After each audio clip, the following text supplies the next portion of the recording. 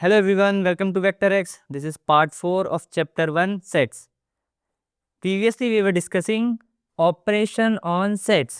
ठीक है, operation on sets पढ़ रहे थे हमने पहला ऑपरेशन सेट्स में जो पहला ऑपरेशन था यूनियन वो हमने पढ़ लिया था। ये है हमारा सेकंड ऑपरेशन इंटरसेक्शन। ठीक है, so let us discuss intersection now. क्या होता है इंटरसेक्शन? फॉर एग्जांपल देखो मेरे पास एक सेट है ए 1 2 3 4 है ये। ठीक है, एक दूसरा सेट है मेरे पास सेट बी, सपोज ये है मेरा 3 4 5 6। ठीक है, तो मुझे निकालना है इंटरसेक्शन दोनों सेट के बीच का। तो ए और बी का इंटरसेक्शन कर रहा हूं मैं, ए इंटरसेक्शन बी। क्या करना है हमको? तो हमको क्या करना है, ए और बी में जो भी कॉमन पार्ट है उसको लिखना है इस सेट के अंदर। देखो क्या है कॉमन पार्ट, देखो 1 2 इधर है वहां नहीं है, 3 और 4 को देखो 3 4 यहाँ पर भी है, 3 4 यहाँ पर भी है। तो ये दो एलिमेंट क्या है, कॉमन है, दोनों में है।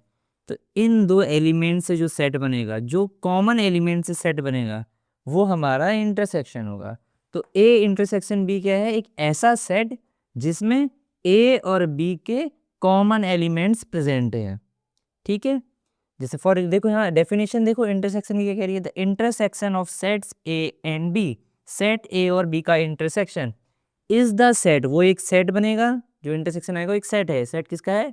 All elements which are common to both A and B.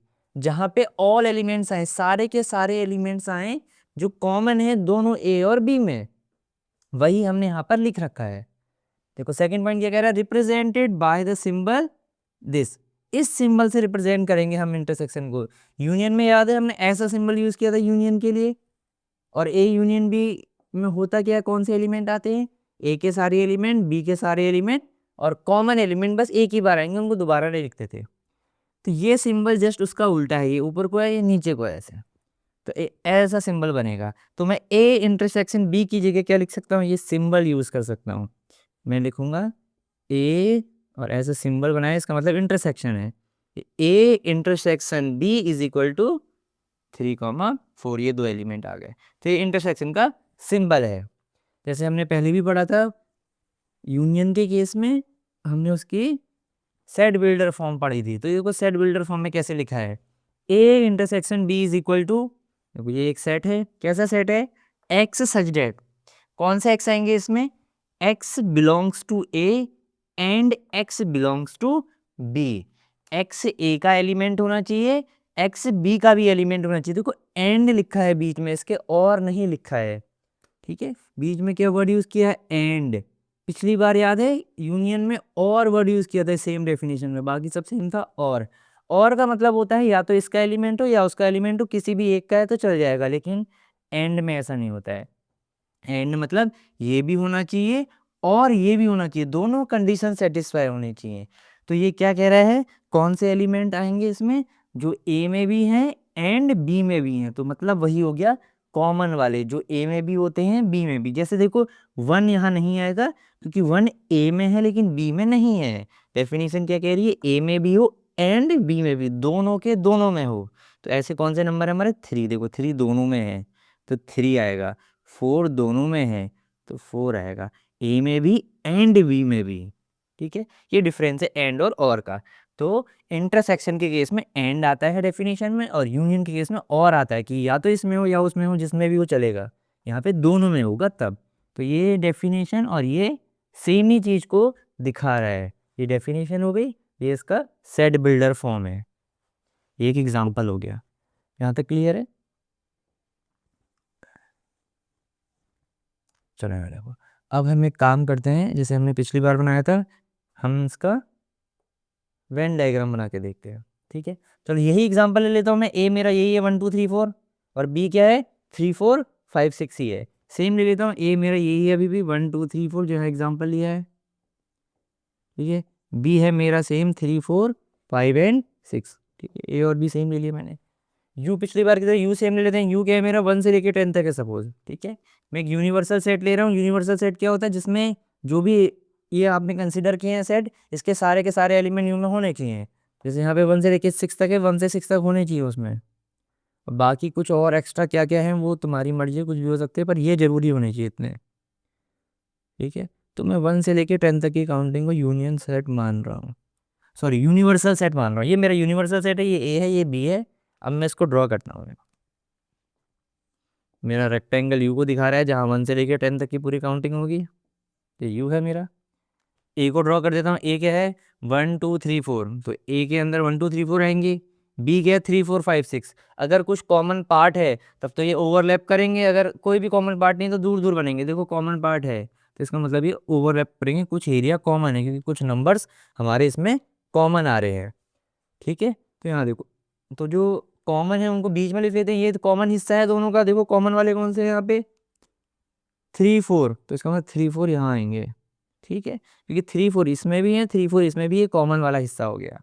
बाकी ए की बात करता हूँ मैं, ये ए है मेरा। अगर तो ए में कितने नंबर आने चाहिए, 4 नंबर आने चाहिए, 1 2 3 4। 3 4 यहाँ इधर आ गए तो 1 और 2 यहाँ लिख देता हूँ। ये बी है अगर, तो बी में क्या क्या आने चाहिए, 3 4 5 6। 3 4 तो आ गया है, तो बी में 5 6 आ गया। ये 4 नंबर यहाँ पे भी आ गए, 3 4 5 6। अब 6 तक यहाँ आ गए हैं ऑलरेडी, इसके अंदर काउंटिंग आ गई है।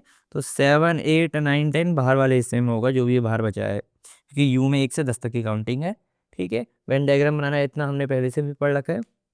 अब देखते हैं हम ए इंटरसेक्शन बी कौन सा वाला हिस्सा है, कौन सा, ए इंटरसेक्शन बी। अभी हमने पढ़ा ए इंटरसेक्शन बी क्या होता है, जो दोनों का कॉमन पार्ट है, जैसे यहाँ पे 3 4। तो देखो ए का और बी का कॉमन पार्ट कहाँ है, अगर मैं नंबर ना भी लिखूँ वैसे भी बता सकते थे हम कौन सा एरिया कॉमन है जो दोनों में, ए में भी और बी में भी।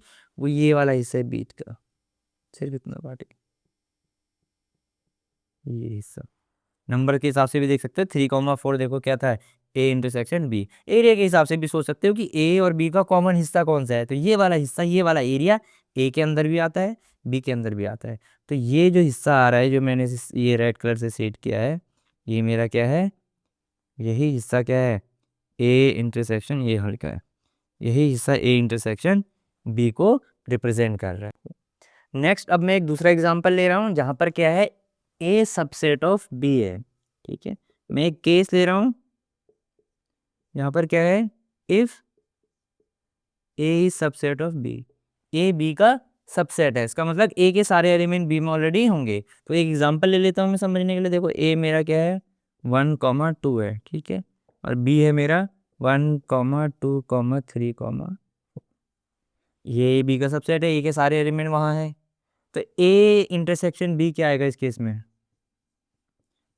जो दोनों का कॉमन हिस्सा है, जो दोनों में है। तो देखो क्या कॉमन है, क्योंकि ये इसका सबसेट है तो ये तो पूरा का पूरा इधर है, तो यही तो कॉमन हिस्सा है पूरा। ए ऑलरेडी इसके अंदर है, तो दोनों का कॉमन हिस्सा जो दोनों में है वो क्या है, वो ये पूरा ए ही तो है। ठीक है, 1 2 यही तो है पूरा जो। तो इसका मतलब ये हुआ, क्योंकि ए ऑलरेडी इसके अंदर है, अगर मैं दोनों के कॉमन हिस्से की बात करूँ, वो पूरा का पूरा ए खुद है। ए ही हमारा कॉमन हिस्सा है क्योंकि वो पूरा का पूरा ऑलरेडी बी के अंदर मौजूद है। तो ए इंटरसेक्शन बी हमेशा किसके बराबर आएगा, ए के बराबर आ रहा है जब ए सबसेट ऑफ बी है। ठीक है, आज आप ऐसे समझ सकते हो। देखो ये अगर यूनिवर्सल सेट को भी रहने देते हैं, मैं सिर्फ ए और बी को ड्रॉ करके देखता हूँ। ये सपोज ए है और सॉरी ये बी है, तो ए इसके अंदर होगा क्योंकि ये इसका सबसेट है। सपोज ये ए इसका सबसेट है, देखो ए वाला हिस्सा है। ठीक है, और बी बड़ा वाला हिस्सा है बाहर का, इसको मैं ब्लू से कर देता हूँ सेट। अब मुझे बताओ कॉमन हिस्सा कौन सा है जहाँ पे ब्लू लाइन भी है और ब्लैक लाइन भी है, वो यही पूरा यही तो हुआ। देखो ए में ब्लैक लाइन भी है, ब्लू लाइन, दोनों में कॉमन हिस्सा ये। तो इसका आंसर क्या आएगा, हमेशा ए आएगा। ए सबसेट है, ए क्या है, सबसेट है, एक छोटा सेट है, ए बी के अंदर आ रहा है। यूनियन में याद है हमने बोला था जब भी ए यूनियन बी करेंगे और ए बी का सबसेट होगा तो आंसर बी आ रहा था, मतलब आंसर में सुपर सेट आता है। ठीक है, अगर एक सबसेट है एक सुपर सेट है और यूनियन करें अगर, तो आंसर में क्या आता है, सुपर सेट आता है। जैसे अगर इसी केस में मैं ए यूनियन बी करता हूं तो मेरा आंसर बी आएगा, क्योंकि बी बड़ा सेट है, सुपर सेट। तो यूनियन में बड़ा वाला सेट आता है सुपर सेट, इंटरसेक्शन में छोटा वाला सेट आता है सबसेट। जैसे इसी का एग्जांपल ले लो, सेकंड केस ले लेता हूँ, उल्टा ले लेता हूँ मैं। अगर बी सबसेट है अब ए का, क्या है, बी सबसेट है ए का, तो बस उल्टा हो जाएगा। अगर मैं ए इंटरसेक्शन बी करूं तो आंसर क्या आएगा इसका, जो सबसेट है छोटा वाला सेट वो आता है इंटरसेक्शन में। छोटा सेट कौन सा है? बी। देखो बी सबसेट है, बी इसके अंदर होगा, तो इसका आंसर बी आएगा। अगर इसी केस में मैं बोल दूं ए यूनियन बी, पिछली बार पढ़ा था हमने, ए यूनियन बी करूंगा तो क्या आएगा? यूनियन का आंसर, और एक दोनों में से एक सबसेट हो एक सुपर सेट हो और यूनियन करना हो तो आंसर क्या आता है? जो सुपर सेट हो, जो बड़ा सेट है। तो इसमें देखो ए सुपर सेट है तो इसका आंसर ए आएगा। ठीक है, क्लियर है ये? तो एक और केस देखते हैं, दो केस देख लिया आपने, थर्ड केस। थर्ड केस क्या है? ये आपने पहले भी डिस्कस किया है। मैं ये वाला केस मैं कह रहा हूं जब क्या हो, ए और बी में कोई भी कॉमन पार्ट ना हो। जैसे फॉर एग्जांपल ए मेरा है 1,2, ठीक है, और बी मेरा है 3,4। ऐसे केस में क्या होगा? अगर मैं ए इंटरसेक्शन बी की बात करूं, A intersection B, A intersection B क्या होता है? जो भी कॉमन हिस्सा है वो लिख दो। तो यहाँ देखो 1 कॉमन नहीं है, 2 कॉमन नहीं है, 3 इधर नहीं है, 4 इधर नहीं है, कुछ भी नहीं आया। तो इसका मतलब ए इंटरसेक्शन बी कितना आ गया? 5 आ गया। ए इंटरसेक्शन बी क्या आ रहा है?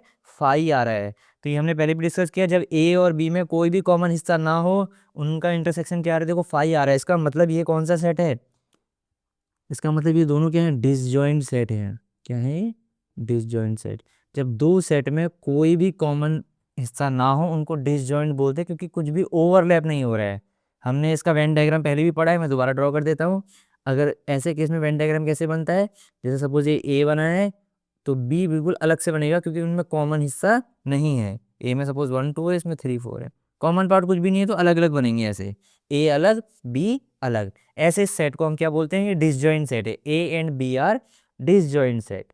तो कहीं पर भी अगर ऐसे लिखा हो कि ए इंटरसेक्शन बी क्या आ रहा है? 5 आ रहा है, तो हम समझ जाएंगे ए और बी डिसजॉइंट सेट है। इसका मतलब है उनका जो कॉमन हिस्सा है वो नल सेट है, कुछ भी नहीं है कॉमन उनके अंदर। क्लियर है? Now we are going to discuss properties of the intersection operation. Intersection operation की जो प्रॉपर्टीज हैं वो डिस्कस करेंगे। देखो पहली प्रॉपर्टीज क्या है? Commutative law. कम्यूटेटिव लॉ हमने पहले भी पढ़ा है कि हम अगर ए का ऑपरेशन कर रहे हैं बी के साथ, फिर बी का ए से कर रहे हैं, तो कोई भी फर्क नहीं पड़ रहा है, अगर सेम आंसर आ रहा है तो इसका मतलब वो क्या है? कम्यूटेटिव लॉ को फॉलो कर रहा है। ऐसे रिवर्स करने से कोई भी आंसर में चेंज नहीं आ रहा है। तो हमें पहले से ही पता है, देखो इंटरसेक्शन है इस बार, तो ए और बी का कॉमन पार्ट, मतलब जो ए में भी है और बी में भी, ये क्या बोल रहे हैं? बी और ए का कॉमन पार्ट जो बी में है और ए में भी है, दोनों में है, वो सेम ही होगा, ऑब्वियस सी बात है। फिर भी देखो एक एग्जांपल ले लेते हैं हम इसको समझने के लिए। सपोज हमारा ए क्या है? 1,2,3। ठीक है, मैंने बी को एज्यूम कर दिया। मान लो एक और सेट है मेरे पास बी, बी है मेरा 2,3,4,5। ये ए है और ये बी है। एक काम करता हूँ, मैं ए इंटरसेक्शन बी निकालता हूँ, बताओ कितना आएगा? ए में है जो, और वो बी में भी, देखो 1 वहाँ नहीं है, 2 है उधर तो 2 आ जाएगा, 3 है उधर 3 आ जाएगा, बस यही आएगा। 1 नहीं है वहाँ, 2 और 3 वहाँ है, मतलब वो कॉमन हो गया। ठीक है, अब बी इंटरसेक्शन ए निकाल के देखते हैं। बी के वो एलिमेंट जो ए में भी हैं, देखो 2 है यहाँ पे तो 2 आ गया, 3 है यहाँ पे 3 आ गया, 4 नहीं है यहाँ, 5 नहीं है यहाँ, तो कॉमन इतने ही आ रहे हैं बी के एलिमेंट जो ए में भी हैं। तो जो बी के एलिमेंट जो ए में भी हैं वो ये हैं, जो ए के एलिमेंट जो बी में भी हैं वो ये हैं। ऑब्वियस सी बात है वो सेम ही होंगे। तो इसका मतलब ये कम्यूटेटिव लॉ को फॉलो कर रहा है। ठीक है, तो कम्यूटेटिव लॉ को फॉलो कर रहा है, हमने प्रूव कर दिया पहला वाला। सेकंड प्रॉपर्टी देखते हैं क्या है? देखो एसोसिएटिव लॉ है। एसोसिएटिव लॉ क्या होता है? देखो यहाँ पर 3 चाहिए हमको, ए और बी को पहले हमने सॉल्व किया, मतलब ए और बी का इंटरसेक्शन निकाल लिया, ए और बी का कॉमन हिस्सा निकाल लिया, फिर उस कॉमन हिस्से में से और सी में से जो कॉमन है उसको निकाला। तो कहने का मतलब घूम फिर के क्या आ जाएगा? ए बी और सी का जो कॉमन हिस्सा है वो निकल के आएगा लास्ट में आंसर में। यहाँ पे क्या होगा? पहले में अब ए और बी की जगह बी और सी का कॉमन हिस्सा निकालेंगे। बी और सी का जो कॉमन पार्ट है वो निकाल लिया, अब उस कॉमन पार्ट और ए में जो कॉमन है वो आएगा आंसर में। तो लास्ट में घूम फिर के आ क्या रहा है? इसमें भी ए बी और सी जो तीनों के तीनों में प्रेजेंट है वही आएगा आंसर। तो यहाँ और यहाँ सेम ही आना चाहिए। ठीक है, ऑब्वियस सी बात है कि सेम ही आएगा, तीनों का कॉमन पार्ट, तीनों का कॉमन पार्ट आ रहा है घूम फिर के, बस स्टेप थोड़ी सी इधर उधर हो गए हैं। फिर भी एक एग्जांपल लेके चेक करते हैं। देखो ए और बी अभी भी मेरा सेम है। ठीक है, ए और बी क्या है? अभी भी सेम है। मैं एक और नया सेट ले रहा हूँ सी, ठीक है, जिसकी वैल्यू है सपोज 3 and 4 5 6, ये ले लेता हूँ मैं अपना सी। 3 4 5 एंड 6। तो अब स्टार्ट करते हैं। देखो सबसे पहले क्या निकालना है हमको, ए इंटरसेक्शन बी। तो ए इंटरसेक्शन बी ऑलरेडी निकला हुआ है, तो यहाँ से ले लेता हूँ मैं ए इंटरसेक्शन बी। ए और बी मेरे भी ऊपर वाले ही हैं, ठीक है, एग्जाम्पल यही चल रहा है। सी नया लिया मैंने। ए इंटरसेक्शन बी कितना आ जा रहा है, 2, 3। अब इसके बाद क्या करना है, ए इंटरसेक्शन बी का भी इंटरसेक्शन निकालना है सी के साथ।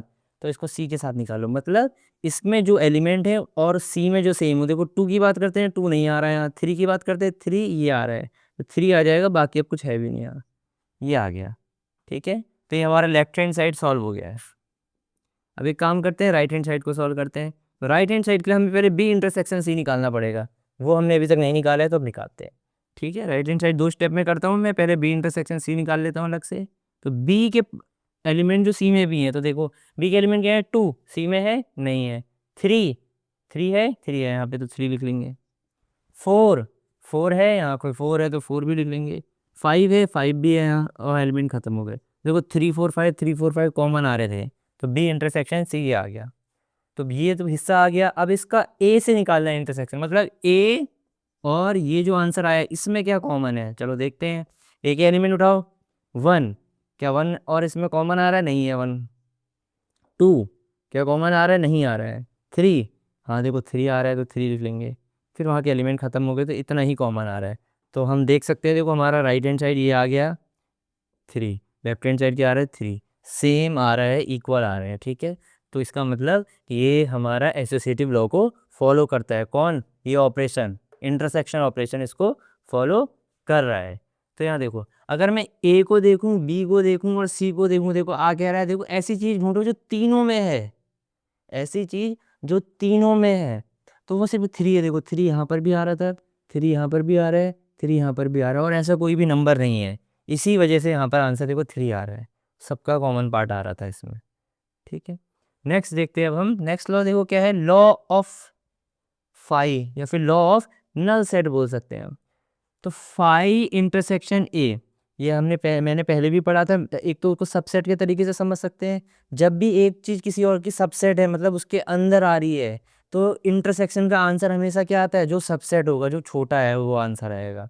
ठीक है, यूनियन में जो बड़ा होता है, सुपर सेट होता है, वो आंसर आता है। तो देखो फाई सबका सबसेट होता है, फाई तो सभी के अंदर है, हमने पढ़ रखा है, फाई सबका सेट है, सबसेट है। तो एक सबसेट है, ये सुपर सेट है इसका। तो ये अगर इसका इंटरसेक्शन करेंगे तो छोटा वाला आंसर आएगा, ये आ गया आंसर। ठीक है, वैसे भी समझ सकते हो आप इसको। अगर इस तरीके से सबसेट के हिसाब से नहीं समझ रहे, तो आप वैसे भी सोच सकते हो।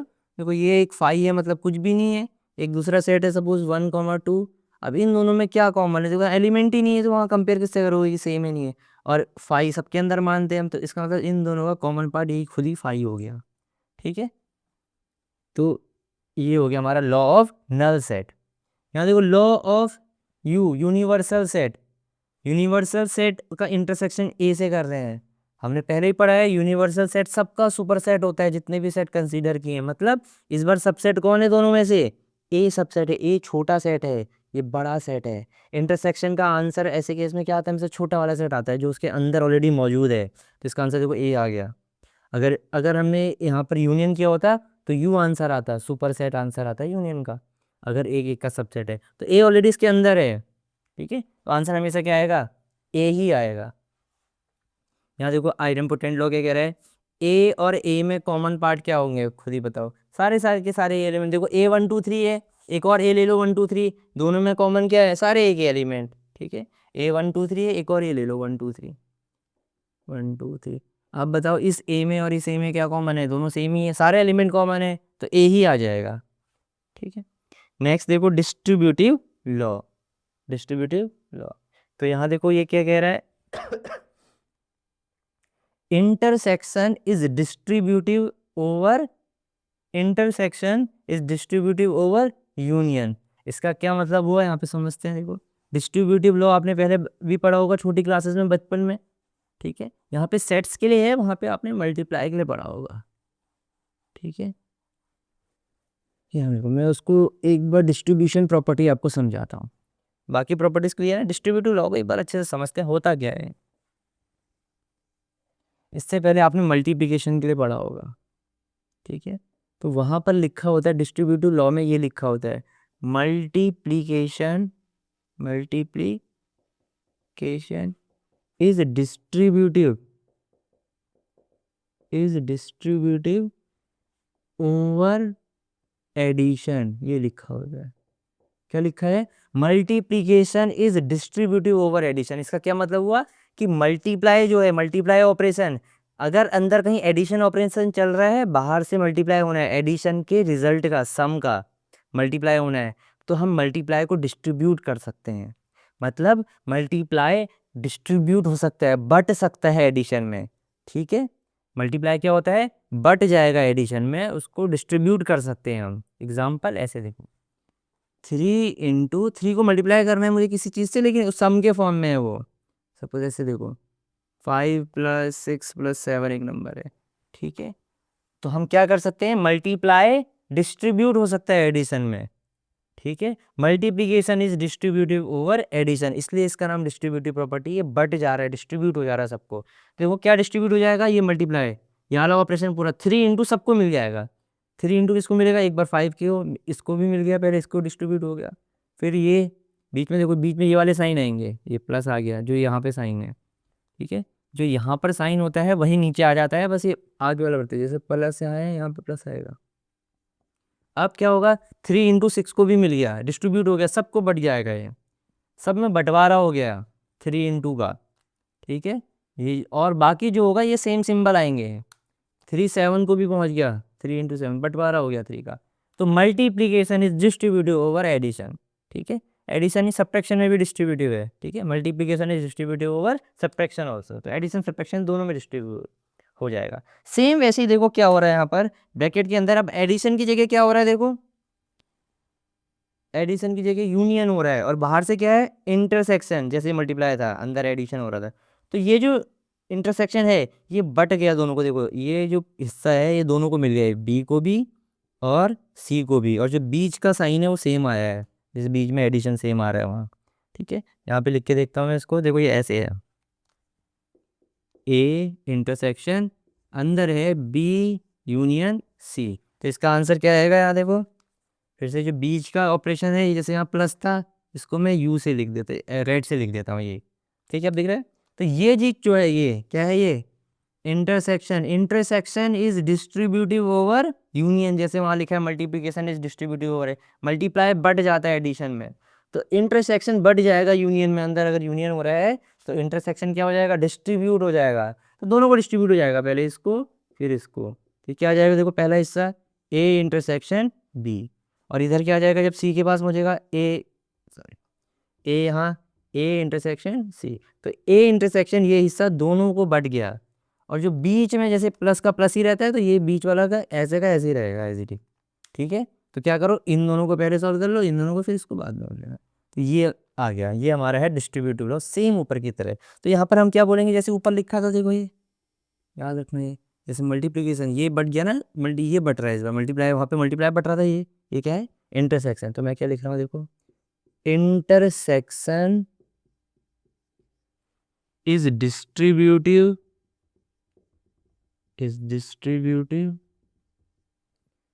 Over union. मतलब अगर मुझे इंटरसेक्शन करना है किसी चीज का और ब्रैकेट के अंदर यूनियन हो रहा है, तो मैं अगर चाहूं तो इंटरसेक्शन को डिस्ट्रीब्यूट कर सकता हूं अंदर, ये इसका मतलब है। आई होप अब थोड़ा क्लियर होगा ये डिस्ट्रीब्यूटिव लॉ होता क्या है, ठीक है। ये वाला आपने बचपन में पढ़ा होगा छोटी क्लासेस में, सेम वही चीज़ है डिस्ट्रीब्यूटिव लॉ, बस इस बार सेट्स के लिए है। Is it clear? तो डिस्ट्रीब्यूटिव लॉ क्लियर है। डिस्ट्रीब्यूटिव लॉ हमने पढ़ लिया। Intersection is distributive over union, बहुत इंपॉर्टेंट लाइन है। अब हम एक काम करते हैं, अगर हम कुछ एग्जाम्पल लें, ए की वैल्यू लेंगे, फिर बी की वैल्यू लेंगे, एक सी ले लेंगे, फिर ए इंटरसेक्शन बी निकालेंगे, ए इंटरसेक्शन सी निकालेंगे, फिर उनका यूनियन कर देंगे, ठीक है। तो और या फिर ये इसको लेफ्ट हैंड साइड को अलग सॉल्व करेंगे, राइट को अलग, तो ये इक्वल आएंगे। ये क्या आएंगे? इक्वल आएंगे, और ये आपको ऑलरेडी पता है कि इक्वल आ जाएंगे। और कैसे करते हैं ये भी हमने एक दो एग्जांपल में करा भी है। हमने ए की वैल्यू ली, बी की ली, जो भी निकालना है, सपोज मुझे ये लेफ्ट हैंड साइड सॉल्व करना है तो मैं ए और बी के कॉमन एलिमेंट लिखूंगा, फिर ए और सी के कॉमन एलिमेंट लिखूंगा, फिर उन दोनों का क्या करूंगा, यूनियन, मतलब दोनों के एलिमेंट्स को मिला के लिख दूंगा, बस कॉमन वाले नहीं आएंगे। ठीक है, इस तरीके का प्रूफ करना आपको ऑलरेडी आता है, भी हमने एक आध प्रॉपर्टीज में भी यूज भी किया। अब एक काम करते हैं, इसको यूज नहीं करके हम क्या करेंगे, वेन डायग्राम की हेल्प से इसको प्रूफ करते हैं। ठीक है, ट्राई करते हैं वेन डायग्राम की हेल्प से इस चीज को प्रूफ करना। देखो इससे आपको वेन डायग्राम में भी थोड़ी सी बनाने में हेल्प मिलेगी, कैसे ड्रॉ करते हैं हम, कौन सा रीजन किसको रिप्रेजेंट कर रहा है, थोड़ी और क्लैरिटी भी मिल जाएगी और प्रूफ भी हो जाएगा। चलो चेक कर ट्राई करते हैं। डिस्ट्रीब्यूटिव लॉ अभी हमने पढ़ा था, क्या होता है डिस्ट्रीब्यूटिव लॉ, डिस्ट्रीब्यूटिव लॉ क्या होता है कि अगर इंटरसेक्शन हो रहा है और अंदर क्या है, यूनियन है, तो ये डिस्ट्रीब्यूट हो जाएगा। ये क्या आएगा, A intersection is distributive over union. तो A sorry intersection, A intersection B के साथ, फिर ए का इंटरसेक्शन सी के साथ, ब्रैकेट के अंदर जैसे मल्टीप्लाई हो जाता है ना, वैसे हो गया है। और बीच में क्या आएगा, जो पहले था यहाँ पे यू था ना, ये यू हो जाएगा इसका।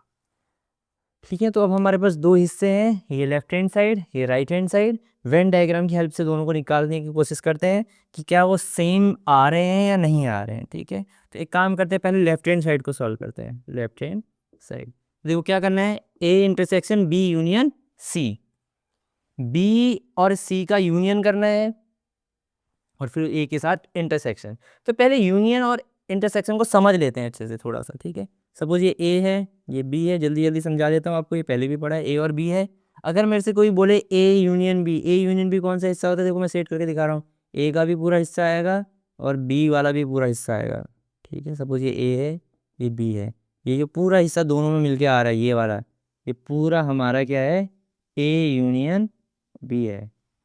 ठीक है, ऐसे सेम ऐसे ही अगर इसमें ये ए है, ये बी है, लेकिन हम मुझसे कोई इंटरसेक्शन की बात करें तो इंटरसेक्शन क्या होता है, ए और बी का कॉमन पार्ट, तो सिर्फ ये वाला पार्ट इंटरसेक्शन है। ठीक है, इंटरसेक्शन मतलब कॉमन पार्ट, जिनका भी इंटरसेक्शन निकाल रहे हैं हम। ठीक है, उसके इसके और इसके बीच में जो कॉमन पार्ट है, ये वाला जो सेम एरिया आ रहा है। और यूनियन में क्या करते हैं, दोनों को मिला देंगे, ए को भी मिला दो, बी को भी मिला दो, और जो भी हिस्सा रीजन आ रहा है वो ये है। बस इतनी सी, इतना बेसिक पता होना चाहिए, सब हम कोई सा भी वेन डायग्राम किसी भी केस का ड्रॉ कर सकते हैं। तो देखो यहाँ तीन है, ए बी और सी, अभी तक दो बनाए हमने, दो की जगह अब इस बार कितने हैं, तीन है। तो कोई बात नहीं, थ्री ड्रॉ कर लेंगे हम, तीन सर्कल ड्रॉ कर दिए, ए, ठीक है, बी, और ये हमारा सी। ठीक है, ए बी और सी। काम करता हूँ अलग अलग कलर से ड्रॉ कर देता हूँ, ताकि आपको सबकी बाउंड्री नज़र आए क्लियर, ए की भी, बी की भी, सी की भी। ठीक है, ऐसे थोड़ा सा वो हो जा रहा है, सब ब्लैक ब्लैक कलर का दिख रहा है, मिक्स हो जा रहे हैं ना रीजन।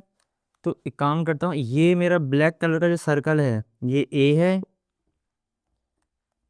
ब्लू कलर का सर्कल बी है, जो भी ब्लू के अंदर आ रहा है वो बी है, और रेड कलर के अंदर जो हिस्सा आ रहा है ये मेरा सी है।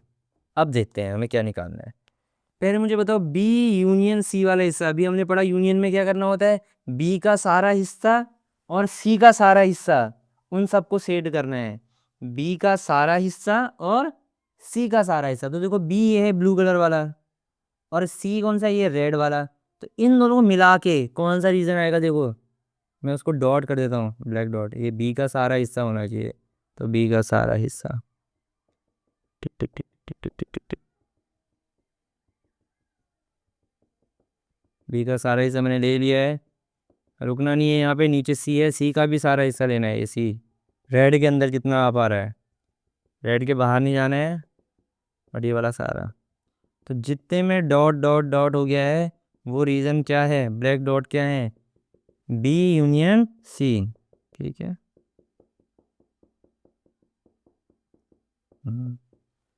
तो ये है मेरा B union C. B union C क्या है, ब्लैक डॉट जो भी है, ये वाला हिस्सा बी यूनियन सी।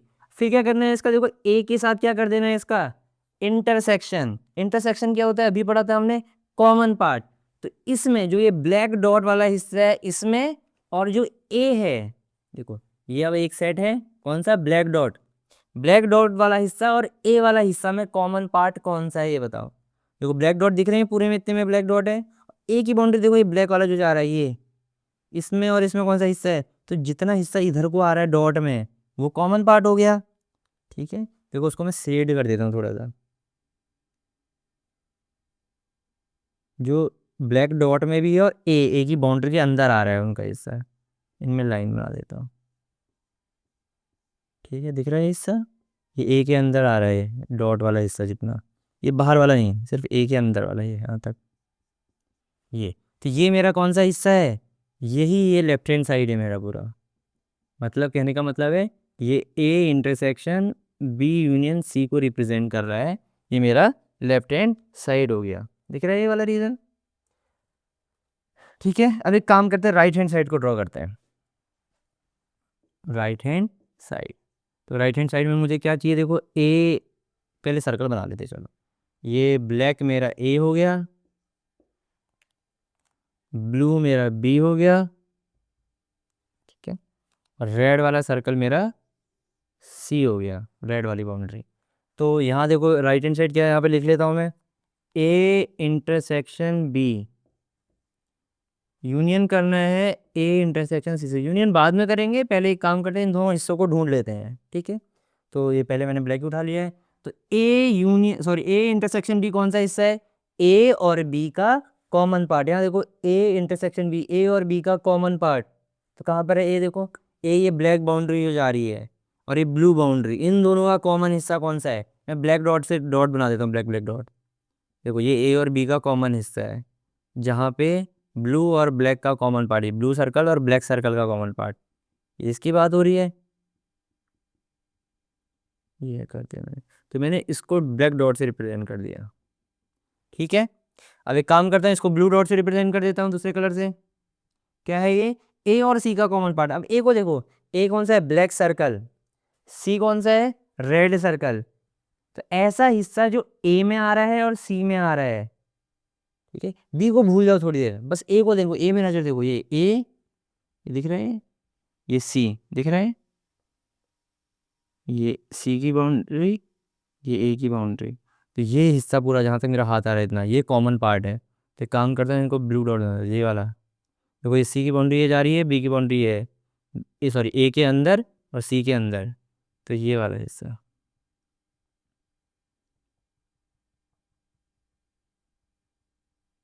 ये ए सी में भी है, ए में भी है, तो ए और सी का कॉमन पार्ट तो ये हो गया, ये जो ये आँख जैसी दिख रही इतनी सी है ऐसे। ठीक है, और ए और बी का हिस्सा था ये वाली आँख ऐसे, इस बार ये वाली, तो मैंने ब्लू डॉट बना दिए, तो दिख रहा है ये ऊपर को ब्लैक डॉट है, इधर को ब्लू डॉट है, इधर वाले हिस्से में क्या है, ब्लैक और ब्लू दोनों है, चलो जो भी है, तो ये वाला ब्लू डॉट ये हिस्सा हो गया। अब इन दोनों का करना क्या है, देखो हमको यूनियन करना है, यूनियन, यूनियन मतलब इसको भी ले लो, इसको भी ले लो, इन दोनों रीजनों को मिला के जो रीजन बन रहा है नया वाला, इसका भी एरिया इसका भी एरिया ऐड नहीं करना है, इसका भी एरिया इसका भी एरिया का पूरा जो हिस्सा बन रहा है, अब जो भी रीजन बन रहा है दोनों को मिला के वो वाला हिस्सा, कौन सा रीजन है, देखो यही तो बन गया है पूरा, इसके भी सारे हिस्से लेना है, इसका भी पूरा हिस्सा लेना है। ठीक है, अगर ये इंटरसेक्शन होता तब तो हम सिर्फ कॉमन वाला हिस्सा लेते, इन दोनों में कॉमन क्या है, सिर्फ ये बीच में, पर वो इंटरसेक्शन ये यूनियन है, यूनियन में क्या करते हैं, सबको मिला देते हैं एक साथ, जहां पर भी डॉट है सबको मिला दो एक साथ, कौन सा रीजन बन रहा है, तो मैं रेड से लाइंस बना देता हूँ, आपको इन दोनों रीजन को एक साथ मिला देना है, जहां पर भी ये दोनों है वहां पे रेड से लाइन बना दो, देखो यहाँ पे भी है लाइन बना दो, दोनों को मिला देना है, यूनियन कर देना है इनका। ठीक है, ये जहां पर भी डॉट है वहां पे लाइन खींच दो, तो ये मेरा राइट हैंड साइड है, क्या है ये, राइट हैंड साइड, ये पूरा हिस्सा है ये। अब एक काम करते हैं, अब कंपेयर करते हैं दोनों, क्या दोनों सेम रीजन है नहीं है, जहाँ पे रेड लाइंस बनी है दोनों में, उसको देखो, ये लेफ्ट हैंड साइड की रेड लाइन है, वो राइट हैंड साइड की, देखो ये हिस्से में रेड लाइन है ये और ये ऐसे, यहाँ पे रेड लाइन देखो, क्या ये हिस्सा और ये हिस्सा सेम टू सेम है। ठीक है, इसका मतलब ये दोनों क्या आ रहे हैं, इक्वल, क्या आ रहे हैं, इक्वल।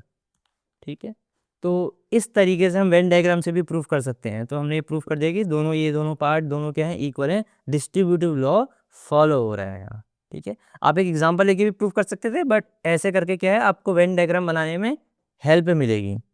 ठीक है, तो इस तरीके से भी हम अब और चीज़ों को भी प्रूफ कर सकते हैं वेन डायग्राम की हेल्प से। It is clear. Now the next operation is our difference. हमने दो ऑपरेशंस पढ़ लिए हैं, पहला यूनियन था, फिर सेकंड था हमारा intersection, now third one is difference. तो यहाँ देखो एक एग्जांपल देखते हैं। मान लो मेरे पास एक ए है, फिर से 1 2 3 4, मेरे पास बी है 3,4,5 लाइक दिस।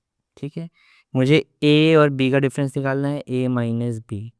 डिफरेंस में ए पहले है इस बार। ठीक है, ए माइनस बी निकालना है, तो क्या करना है, ए के वो सारे एलिमेंट आएंगे। ठीक है, ए के वो सारे एलिमेंट आएंगे जो बी में नहीं है, जो बी में नहीं है। ठीक है, जैसे देखो 1, क्या 1 आएगा, 1 यहाँ है नहीं है ना, तो 1 आ जाएगा, ये आ जाएगा। 2 यहाँ नहीं है, 2 भी आ जाएगा। ए के वो एलिमेंट जो बी में नहीं होने चाहिए, लेकिन 3 वहाँ है, ये नहीं आएगा। 4 वहाँ है, ये नहीं आएगा।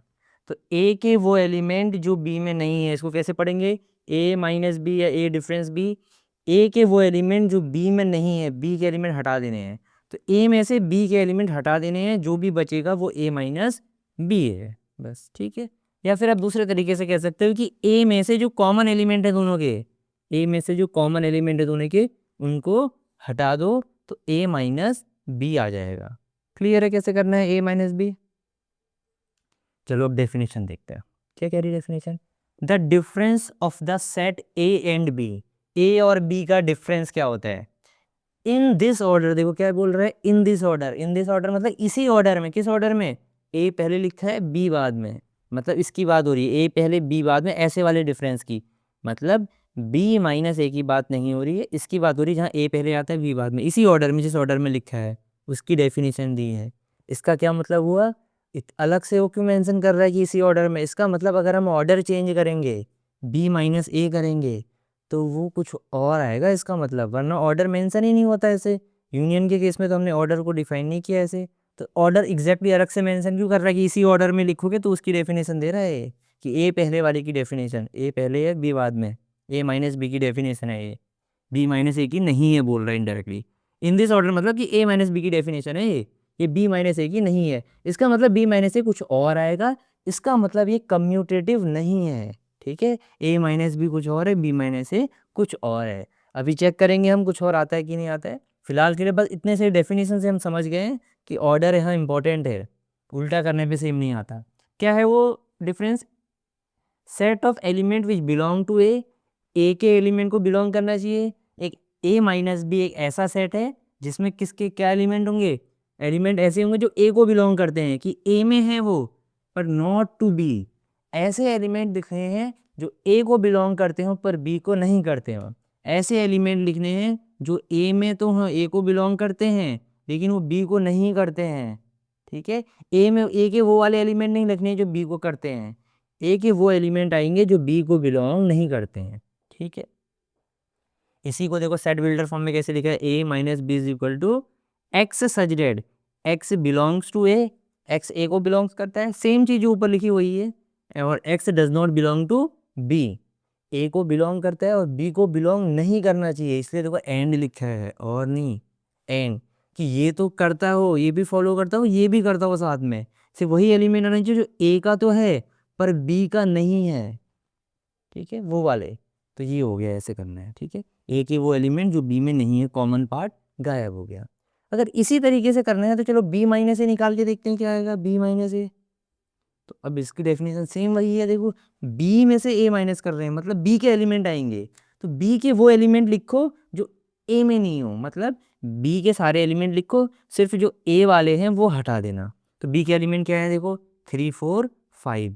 अब देखते हैं पहले 3, देखो 3 ए में है, 3 नहीं आएगा। 4 भी ए में है, बी के वो एलिमेंट लेने जो ए में ना हो, ये दोनों तो ए में है। 5 की बात करने देखो 5 नहीं है, तो 5 आ जाएगा। तो ये आ गया बी माइनस ए।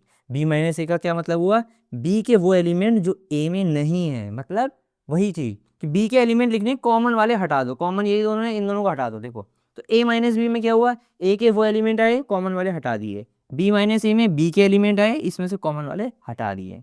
और देखो यहाँ ए माइनस बी अलग आ रहा है, बी माइनस ए अलग आ रहा है। इसका मतलब A minus B is not equal to B minus A, दोनों बिल्कुल ही अलग आ रहे हैं। ठीक है, इसका मतलब ये कम्यूटेटिव भी नहीं है, क्योंकि कम्यूटेटिव में क्या होता है, उल्टा करने पे सेम आता है, जैसा हमारे यूनियन और इंटरसेक्शन में आ रहा था। So difference is not a commutative operation. A minus B minus A clear है? चलो ठीक है, अब एक काम करते हैं, इसको हम वेन डायग्राम की हेल्प से समझते हैं थोड़ा सा। इसका वेन डायग्राम देखते हैं, इसी एग्जांपल के हिसाब से वेन डायग्राम बनाने की कोशिश करते हैं। चलो सपोज ये मेरा ए है, ठीक है। अब ए और बी में कुछ कॉमन पार्ट तो है ही, तो मैंने ये बी बना दिया। ठीक है, एक है 1 2 3 4, और जो कॉमन पार्ट है वो 3 4 है, तो 3 4 बीच में आएगा। 1 2 ए में है तो यहाँ पे आ जाएगा, 1 2 3 4 हो गया है। उसमें क्या है 3 4 5, तो 3 4 यहाँ है, 5 ये आ गया। ठीक है, तो देखो ए ये पूरा है, जो ब्लैक कलर का दिख रहा है ये ए पूरा है। ए का वो हिस्सा, ए माइनस बी क्या होता है, ए का वो हिस्सा जिसमें से बी के एलिमेंट हटा दो, तो ये पूरा ए है। इसमें से बी वाला पार्ट हटा दो। अब ए के अंदर बी वाला पार्ट है ही कितना, इतना ही तो हिस्सा आ रहा है ए में बी का, बी वाला पार्ट, तो इसको हटा देना है, इसको गायब कर दो। ये ए पूरे सर्कल में से ये जो एक्स्ट्रा बी वाला हिस्सा है इसको काट दो, तो ये इतना सा बचेगा। यही तो ए माइनस बी है, ए माइनस बी ये है। ए में से बी वाला हिस्सा काट दिया। देखो ए माइनस बी आ क्या रहा है 1,2, देखो 1,2 इधर वाला हिस्सा, तो मैं इसको सेट करके दिखा देता हूँ आपको कि ए माइनस बी है क्या। ये वाला, ये क्या है हमारा, अरे अंदर वाला नहीं, अंदर नहीं, बाहर बाहर, एक लाइन अंदर चली गई थी, बाहर बाहर सेट करना है। तो यही मेरा हिस्सा है ए माइनस बी। ए पूरा ए का वो हिस्सा जिसमें से बी के एलिमेंट हटा दो, या फिर दूसरे तरीके से भी बोल सकते हैं ए में से कॉमन वाला पार्ट काट दो, एक ही बात है। ठीक है, तो ये आ गया हमारा ए माइनस बी। इसी में हम कोशिश करते हैं बी माइनस ए को रिप्रेजेंट करने की। देखो बी माइनस ए कौन सा हिस्सा है, देखो यहाँ से एग्जाम्पल से भी समझ सकते हो आप, 5 लिखा है तो 5 ये वाला हिस्सा हो गया। सेम वही देखो बी क्या है, बी ये पूरा है, बी पूरा है, इसमें से बी में से कॉमन वाले हिस्से को काट दो, या फिर बी में से जो ए में आ जा रहे हैं उसको काट दो। ये बी में जो बी वाला जो है, इसमें जो हिस्सा ए में चला गया उसको गायब कर दो, तो ए में इतना हिस्सा चला गया या कॉमन पार्ट है इसको हटा दो, तो क्या बचेगा, देखो ये वाला हिस्सा, ये हमारा है बी माइनस ए। ये हमारा है बी माइनस ए, ये क्या है बी माइनस ए, पूरा बी है, बी में से जितना ए में आ रहा था उसको गायब कर दिया या कॉमन वाला गायब कर दिया, ये आ गया बी माइनस ए। तो इधर का A minus B, A B minus A. एक बार और बना के दिखा देता हूँ, ये ठीक है, ये इधर वाला हिस्सा, ये है हमारा, सपोज ये ए है ये बी है, तो ये है ए माइनस बी। और जो इधर वाला हिस्सा है कॉमन पार्ट हटा के ये है बी माइनस ए, बी में से ए का पार्ट गायब कर दिया हमने, ये हमारा बी माइनस ए है। तो ये हो गया वेन डायग्राम इनका, ए माइनस बी और बी माइनस ए का। तो यहाँ पर देखो ये हमारा ए माइनस बी है, ये हमारा बी माइनस ए है उधर वाले हिस्सा, तो बीच में क्या बच गया, देखो ये जो ये आँख बच गई बीच की ये वाली, ये हमारा क्या होता है, याद है ये कॉमन पार्ट है। कॉमन पार्ट क्या होता है, ए इंटरसेक्शन बी, यही तो हुआ कॉमन पार्ट। देखो कॉमन पार्ट क्या है यहाँ पे 3 4, 3,4। अगर मैं ए इंटरसेक्शन बी निकालूँ 3,4 ही तो आएगा, जो दोनों का कॉमन पार्ट है इंटरसेक्शन, फिर यह है ए इंटरसेक्शन बी। अगर मैं ए माइनस बी की बात करूँ, देखो इधर का हिस्सा है, ए इंटरसेक्शन बी बीच वाला हिस्सा है, फिर जो उधर बच गया वो बी माइनस ए है।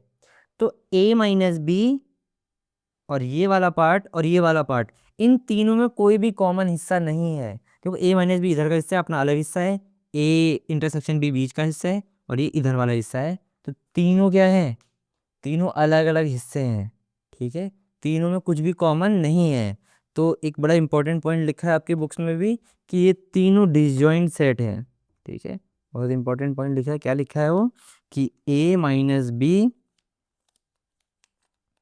इंपॉर्टेंट पॉइंट क्या लिखा है, ए माइनस बी, जो ए माइनस बी सेट है इधर वाला, बी माइनस ए इधर वाला, और ये बीच का ए इंटरसेक्शन बी, ये तीनों आपस में डिसजॉइंट सेट है, इनमें कुछ भी कॉमन हिस्सा नहीं है, एक दूसरे को ओवरलैप थोड़ी कर रहे हैं, चिपक के हैं एक दूसरे से, बिल्कुल बॉर्डर है, चिपक के हैं, पर ऐसा नहीं एक दूसरे के ऊपर नहीं आ रहे हैं, अलग अलग हिस्से हैं। देखो ये बीच का कलर, ये कलर, ये कलर अलग अलग जगह है।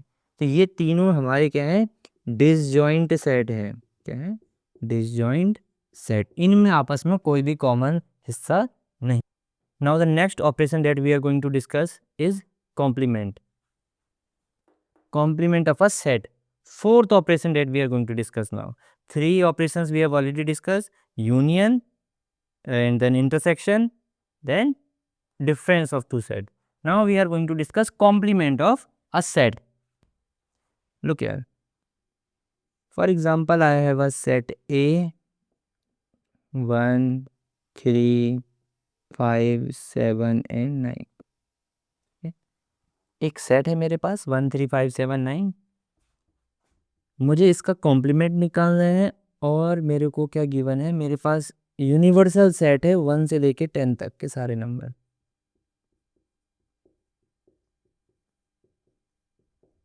ठीक है, ये मेरा यूनिवर्सल सेट है 1 से लेके 10 तक सारे नंबर। ए मेरे क्या है, देखो इसके 1 से लेके 10 तक जो ऑड नंबर्स होते हैं वो है। मुझे निकालना है ए का कॉम्प्लीमेंट, निकालना है मुझे ए का। ठीक है, क्योंकि इससे पहले जो भी ऑपरेशन हुए थे दो सेट के बीच में हुए थे, ये एक ऐसा ऑपरेशन है जो सिंगल एक सेट के लिए होता है। ए है से ए का कॉम्प्लीमेंट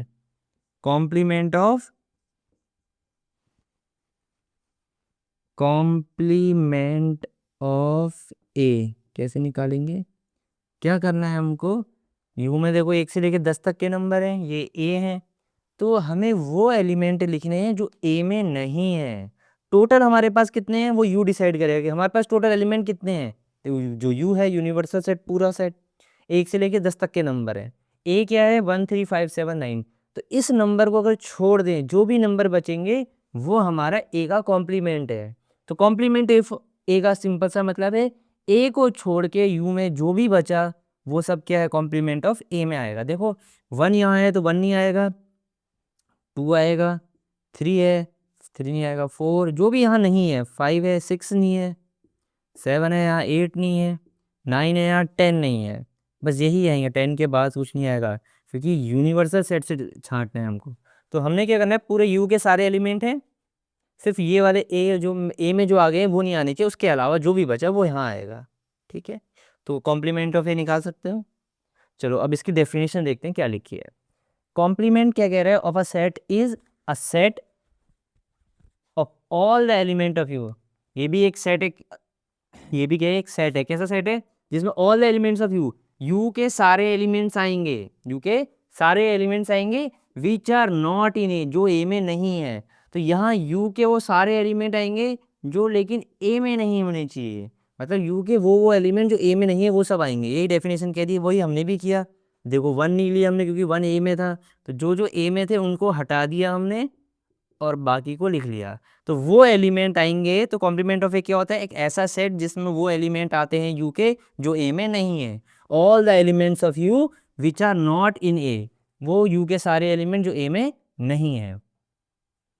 यहाँ देखो एक दूसरी डेफिनेशन इसकी सेट बिल्डर फॉर्म में क्या लिखा है, देखो ए ऊपर छोटा सा एक डैश बना रखा है, ये जो ए डैश है हमारा, ये ए डैश ही कॉम्प्लीमेंट ऑफ ए को रिप्रेजेंट करता है। तो कॉम्प्लीमेंट ऑफ ए की जगह में ए डैश भी लिख सकता हूँ, ए डैश इक्वल टू जो भी ये आ रहा है हमारा।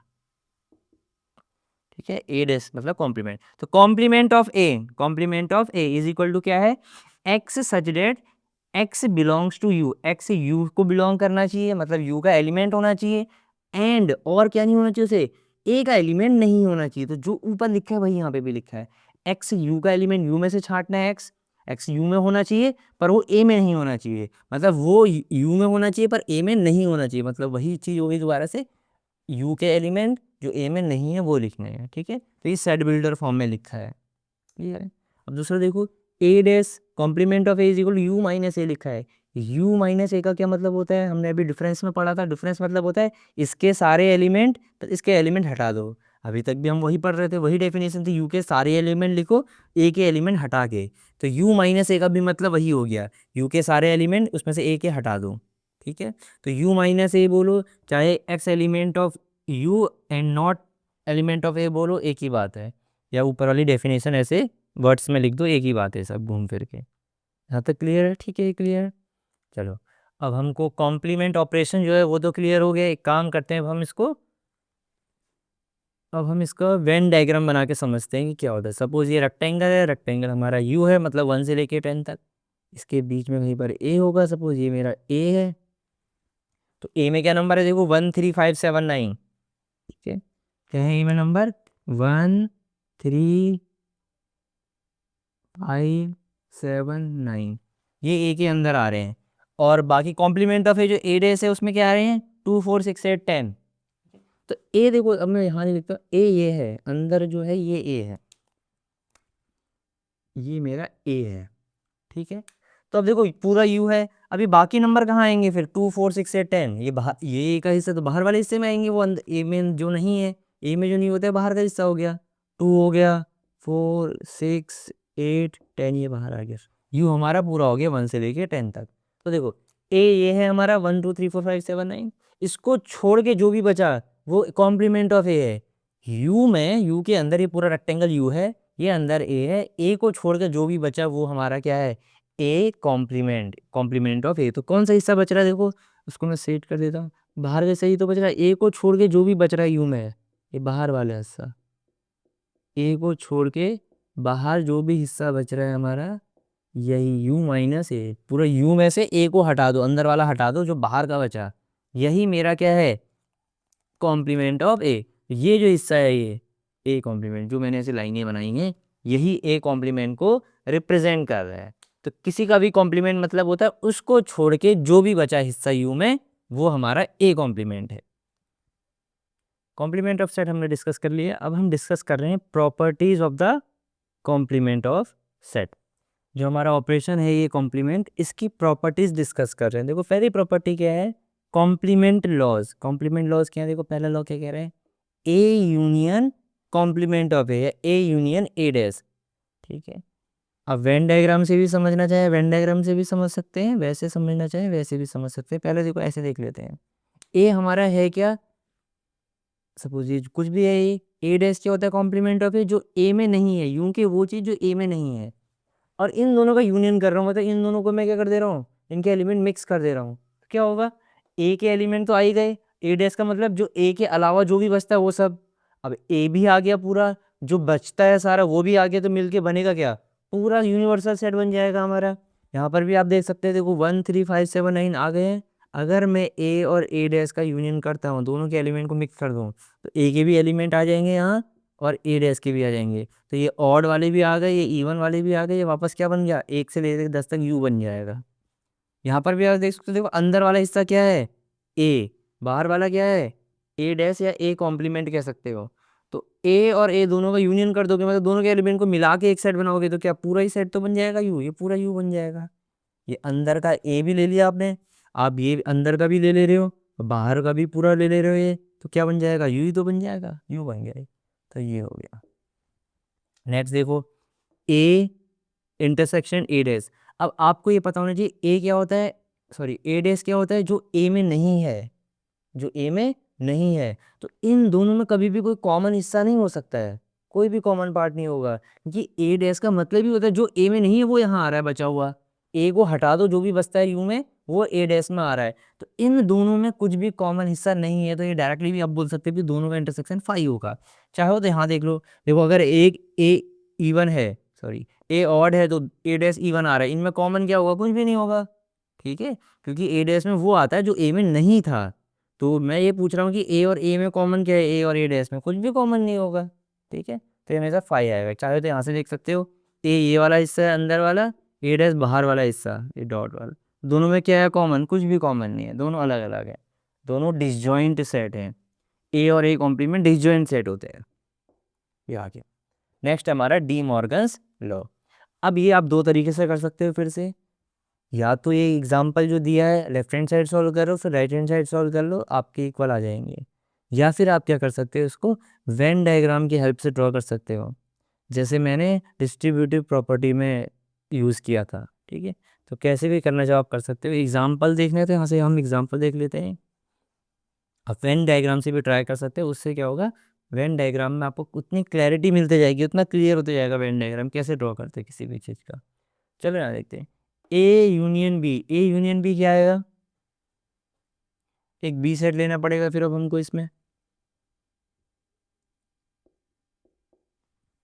ठीक है, हमको क्या करना पड़ेगा, एक बी सेट लेना पड़ेगा। तो बी सेट ले लेते हैं कुछ हम। सपोज बी ए हमारा 1 2 3 4 5 तक, ठीक है।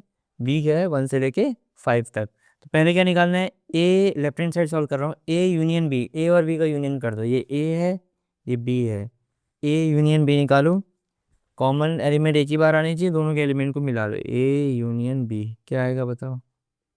1 है 1 आ गया, 2 भी है 2 भी आएगा, अच्छा 5 तक तो आएगा ही, 3 4 5, 5 के अलावा यहाँ से देखते हैं 1 3 5 ऑलरेडी आ गया, रिपीट नहीं करेंगे, 7 और 9 भी आएगा, 7 9 ये आ गया।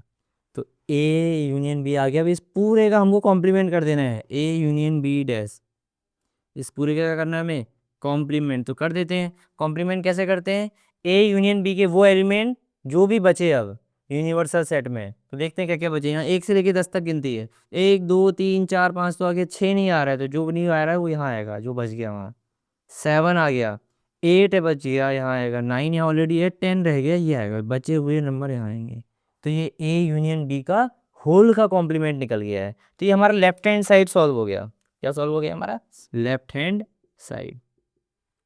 अब एक काम करते हैं, राइट हैंड साइड निकालते हैं। राइट हैंड साइड क्या है हमारा, ये है ए कॉम्प्लीमेंट और बी कॉम्प्लीमेंट का इंटरसेक्शन। ए कॉम्प्लीमेंट तो ऑलरेडी हमने निकाल रखा है, तो पहले बी कॉम्प्लीमेंट निकालना पड़ेगा हमको कहीं पर। तो मैं यहाँ पे निकाल देता हूँ, बी कॉम्प्लीमेंट क्या होगा, देखो बी क्या है 1 से लेके 5 तक, तो यू के वो एलिमेंट जो बी में नहीं है, 1 से लेके 5 तक है, तो इसमें 6 से 10 तक आएंगे, जो यहाँ नहीं है, 6 7 8 9 10, तो बी डैश आ गया। तो हमको ए डैश और बी डैश का क्या करना है, अब इंटरसेक्शन कॉमन पार्ट ढूंढना है, A dash intersection B dash. चलो देखते हैं, ये बी डैश है ऊपर हमारा और ये ए डैश है, तो इस दोनों में देखो क्या क्या कॉमन आ रहे हैं। 6 यहाँ है, 6 ये आ गया, 7 यहाँ है, 7 नहीं है, 8 यहाँ, 8 कॉमन हो गया, 9 यहाँ नहीं है, 10 10 भी है यहाँ, तो 10, ये 3 कॉमन है एक जैसे। तो ये क्या आ गया ऊपर से देखो, 6 8 10। तो आप देख सकते हो लेफ्ट हैंड साइड और राइट हैंड साइड क्या आ रहे हैं, सेम आ रहे हैं। तो हमने प्रूफ कर दिया डी मॉर्गन लॉ ये करेक्ट है। ऐसे ही आप बी वाला भी प्रूफ कर सकते हैं अपने हिसाब से, इसी एग्जांपल को लेके वो इक्वल आएंगे। इसको वेन डायग्राम की हेल्प से भी कर सकते हैं, ठीक है। सेट करके रीजन, पहले क्या करना, ए यूनियन बी को सेट करना, फिर ए यूनियन बी डैश का अलग से बनाना, जो भी ए यूनियन बी को छोड़ के बच जाएगा बाहर का हिस्सा वो हो जाएगा। फिर एक दूसरे में फिर राइट हैंड साइड अलग से ड्रॉ करना, ए डैश वाला हिस्से को सेट डॉट करना किसी कलर से, रेड पेन से या फिर ब्लू से, फिर बी डैश को दूसरे से डॉट करना, तो जहाँ पे दोनों का कॉमन हिस्सा आ रहा है उसको डार्क कर देना। तो आप देखोगे कि ये हिस्सा सेम आएगा आपका, ठीक है। चलो नेक्स्ट देखते हैं, लॉ ऑफ डबल कॉम्प्लीमेंट। कि अगर आपने ए का पहले कॉम्प्लीमेंट किया, मतलब ए के वो एलिमेंट जो ए में नहीं है वो आ गए, फिर मैं कह रहा हूँ इसका दोबारा से कॉम्प्लीमेंट कर दो, तो वो दोबारा से ए आ जाएगा। जैसे यहाँ देखो, ये मेरे पास क्या थे, ऑड नंबर्स थे, मैंने इसका कॉम्प्लीमेंट किया, इवन नंबर आ गए। अब मैं कह रहा हूँ इवन नंबर का कॉम्प्लीमेंट कर दो, तो दोबारा से क्या आ जाएगा, यही आ जाएगा, ठीक है। दोबारा से क्या आ जाएगा, यही आ जाएगा। आप चाहो तो इसको छोटे एग्जांपल से समझ सकते हो, वहाँ बहुत सारे डिजिट हो गए, नंबर हो गए, सॉरी 1 2 3 4 ले लो, नहीं सॉरी, ये यू है मेरा, यू है मेरा 1 2 3 4, ए है मेरा 2 और 3 सिर्फ, ठीक है। तो ए डैश क्या आएगा, पहले ए कॉम्प्लीमेंट निकाल दो, 2 और 3 को छोड़ के जो भी बचा ऊपर क्या है 1 और 4। फिर ए कॉम्प्लीमेंट का भी कॉम्प्लीमेंट कर रहा हो तो क्या करूँगा, इसका कॉम्प्लीमेंट कैसे करूँगा, अगर इसका करना है मुझे, तो 1 और 4 को छोड़ के जो भी बचा, 1 और 4 को छोड़ के 2 और 3 बचा, तो वो वापस वही आ जाएगा, सेम एक ही तरह, ठीक है। सारे इसको छोड़ के जो भी बचा वो लिखा है, फिर उसको छोड़ के जो भी बचा वापस वही बचेगा ए। तो ये आ जाएगा law of double complement, A dash is equal to A double dash is equal to A. अब है law of null set, law of null set. देखो ये हमारा यूनिवर्सल सेट है, मतलब पूरा का पूरा सेट, और फाई का मतलब क्या होता है, जो कुछ भी नहीं है, ठीक है। तो देखो किसी का भी कॉम्प्लीमेंट निकालना है, हमने अभी पढ़ा था यू में क्या करो, यू के सारे एलिमेंट आएंगे, यू में सारे एलिमेंट आएंगे, सिर्फ इसके एलिमेंट छोड़ के, जिसका भी कॉम्प्लीमेंट करते हैं, जैसे ए कॉम्प्लीमेंट कर रहे हो तो क्या क्या आता है, ए कॉम्प्लीमेंट यू के सारे एलिमेंट सिर्फ ए के छोड़ के। तो मैं कह रहा हूँ यू के सारे एलिमेंट लिख दो, मुझे 5 डैश निकालना है, तो यू के सारी एलिमेंट लिख दो, सिर्फ 5 के एलिमेंट छोड़ के। 5 के एलिमेंट क्या होते हैं, कुछ भी नहीं, तो यू के सारे एलिमेंट लिख दो और कुछ भी मत हटाना, यही मतलब हुआ उसका। यू के सारे एलिमेंट में से 5 के एलिमेंट हटा दो। 5 के एलिमेंट क्या हैं, कुछ भी नहीं, तो यू के एलिमेंट में से 5 कुछ भी नहीं को हटाओ और लिख दो, तो क्या आ जाएगा, यू ही आ जाएगा पूरा का पूरा। तो ये यू आ गया, ठीक है, जिसका भी कॉम्प्लीमेंट निकालना होता है उसको हम u से माइनस कर देते हैं। तो जब u में से 5 माइनस करूंगा, मतलब u के एलिमेंट में से कोई एलिमेंट माइनस नहीं करना है, तो u ही तो रह गया। ठीक है, अब देखो नेक्स्ट वाला, u डैश इक्वल टू कितना आएगा, u का कॉम्प्लीमेंट है, जिसका भी कॉम्प्लीमेंट निकालना है इसका मतलब क्या है, u में से उसके एलिमेंट हटा दो। तो अब मैं मुझे मुझे u का ही कॉम्प्लीमेंट निकालना है, तो u में से u के एलिमेंट हटा दो। मतलब u क्या है, 1 से लेके 10 तक, तो मैं कह रहा हूँ u में से u के सारे एलिमेंट मतलब 1 से 10 तक हटा दो, बचेगा क्या, कुछ भी नहीं बचेगा। u में से अगर u के एलिमेंट हटा देंगे तो बचेगा क्या, 5 बचेगा, कुछ भी नहीं बचेगा। ठीक है, अब डेफिनेशन के हिसाब से देखते हैं, देखो जिसका भी आपको कॉम्प्लीमेंट निकालना होता है u में से माइनस कर देते हैं उसको। तो u का कॉम्प्लीमेंट निकालना है तो u में से माइनस कर देंगे इसको, u जिसका भी कॉम्प्लीमेंट निकालते हैं उसको u से माइनस कर देते हैं, तो u माइनस u हो गया। तो u में से u के एलिमेंट हटा दोगे तो क्या बचेगा, 5। जीरो नहीं लिखेंगे, ठीक है, u माइनस u जीरो नहीं लिखेंगे, कोई ये वेरिएबल नहीं है, कोई नंबर नहीं है, सेट है। मतलब इसके सारे एलिमेंट में से इसके एलिमेंट हटा दिए तो कोई भी एलिमेंट नहीं बचा, कोई भी एलिमेंट नहीं बचता है तो हम उसको 5 लिखते हैं, जीरो नहीं लिखेंगे, नंबर्स नहीं है, सेट है। ठीक है, तो u का कॉम्प्लीमेंट 5 होगा।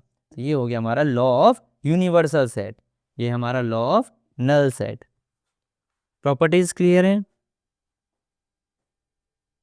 operations of sets we have completed. Now let us look at few examples. Now look here at first example, it is saying a is equal to 3 5 7 9 11। a given है हमको, b given है, c given है, we have to find this value, ये निकालना है हमको। तो क्या करेंगे, देखो पहले ब्रैकेट के अंदर वाले हिस्से निकाल लेते हैं, a इंटरसेक्शन b निकाल लेते हैं। ठीक है, मैं डायरेक्टली निकाल के लिख ही देता हूँ आपको से। ए इंटरसेक्शन बी क्या होगा, इंटरसेक्शन का मतलब होता है कॉमन पार्ट, ए और बी का कॉमन पार्ट जो दोनों में है। चलो देखते हैं ए और बी का कॉमन पार्ट, देखो यहाँ 3 नहीं है, वहाँ 5 नहीं है, वहाँ 7 7 हो गया कॉमन पार्ट, तो 7 आ जाएगा। 9 हो गया कॉमन पार्ट, 9 आ जाएगा। 11 हो गया कॉमन पार्ट, 11 आ जाएगा। बाकी खत्म हो गया सेट, यहाँ पे ये वाला हिस्सा ये आ गया। फिर क्या है, ये इंटरसेक्शन है, चलो ये बाद में करेंगे, पहले ब्रैकेट वाला सॉल्व कर लेते हैं। ये क्या बन रहा है, देखो बी यूनियन सी, मतलब बी के भी सारे एलिमेंट आने चाहिए, सी के भी सारे एलिमेंट आने चाहिए, बस रिपीट नहीं करेंगे। तो बी के सारे एलिमेंट लिख दो, 7 आ गया, 9 आ गया, 11 आ गया, 13 आ गया। अब सी के भी एलिमेंट सारे लिख दो, बस रिपीट मत करना। 11 ऑलरेडी आ चुका है, 13 ऑलरेडी आ चुका है, 15 रह गया, 15 आ जाएगा, ये आ गया।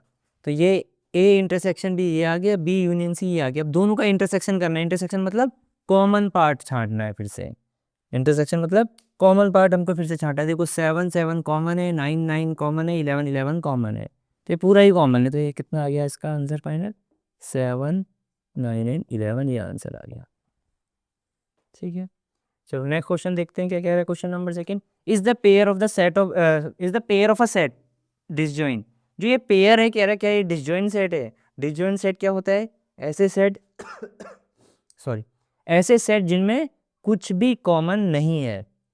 चलो देखते हैं, ये तो सेट सीधे गिवन है, एलिमेंट 1 2 3 4। ये क्या कह रहा है, x is natural number, natural number होना चाहिए 4 से बड़ा, 6 से छोटा, और 4 और 6 भी चलेंगे। तो क्या हो गया, 4 5 और 6 यही तो है। तो ये दोनों क्या डिसजॉइंट है, ये डिसजॉइंट नहीं है। देखो 4 यहाँ है, 4 यहाँ है, 4 कॉमन है दोनों में, तो ये डिसजॉइंट नहीं है। तो आंसर हो गया no, no it is not a disjoint pair. 4 यहाँ पे कॉमन एलिमेंट आ रहा है।